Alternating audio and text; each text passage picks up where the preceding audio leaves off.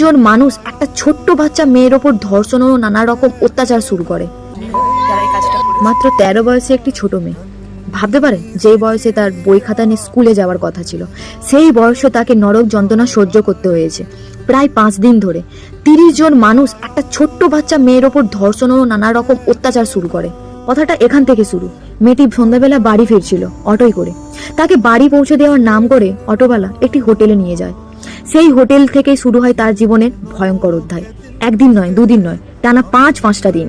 অভিযোগ অনুযায়ী জানা যায় তাকে জোর করে আটকে রাখা হয়।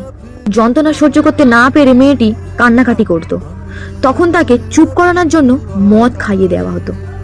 একবার ভেবে দেখুন, যেই সমাজে একটা মেয়ের সম্মানের কথা বলা হয়, সেই সমাজে একটা শিশু নিরাপদ নয়।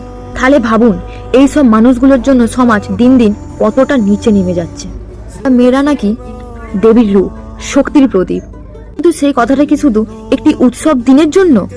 পার্ক স্ট্রিট, কামদুনি, আরজিকর, বসিরহাট, বারুইপুর, তোমরাই বলো আর কত। একটা বাচ্চা মেয়ে যদি সমাজে নিরাপত্তা না থাকতে পারে, তাহলে সমাজে এর চেয়ে লজ্জার কি হতে পারে? আপনাদের মতামত অবশ্যই জানাবেন।